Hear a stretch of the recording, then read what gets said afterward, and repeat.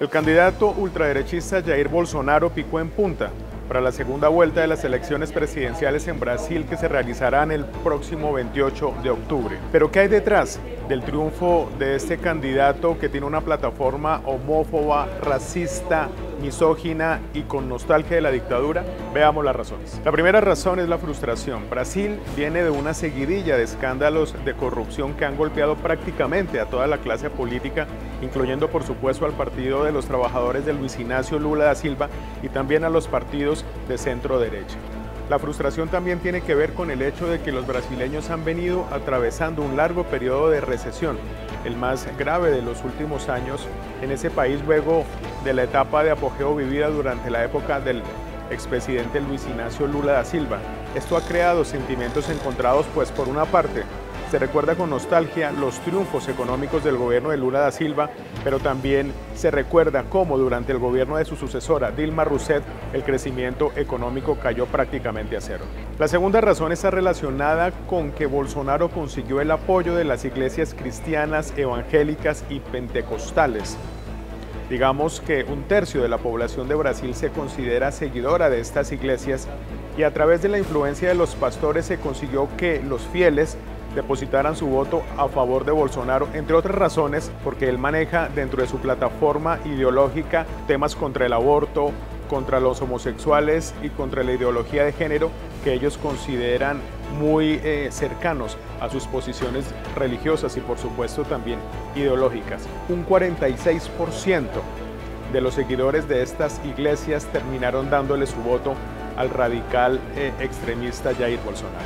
La tercera razón tiene que ver con la violencia.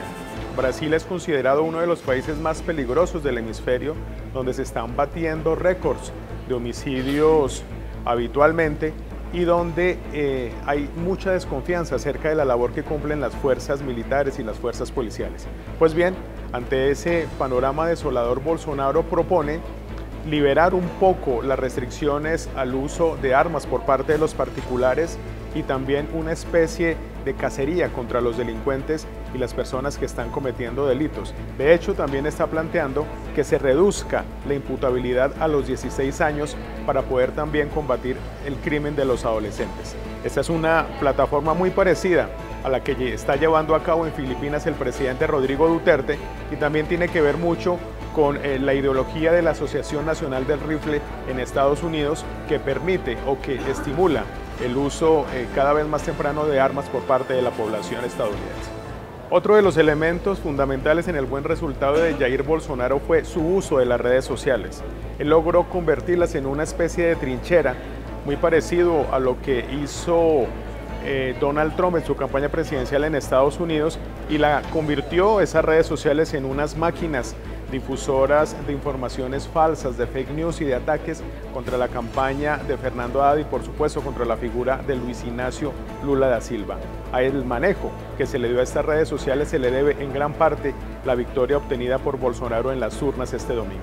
Y quizás uno de los elementos definitivos en el buen resultado de Bolsonaro tuvo que ver con que se convirtió en el candidato de los mercados. Cada vez que los sondeos registraban un incremento de la intención de voto a favor de Bolsonaro, las cifras económicas mejoraban, no solamente la cotización del real, sino también el índice Ibovespa de la bolsa de valores de este país. ¿Por qué los economistas o por qué los mercados prefieren una alternativa como la de Bolsonaro y no la de Haddad? Por una razón sencilla, porque creen que para salir de la crisis se necesita llevar a cabo una política de liberalización, así como de continuar también con el apretón del cinturón. Si llega a subir Haddad, esto no sucedería. Por eso se prefiere una opción más de derecha o más neoliberal, si se quiere, para salir de la crisis económica actual.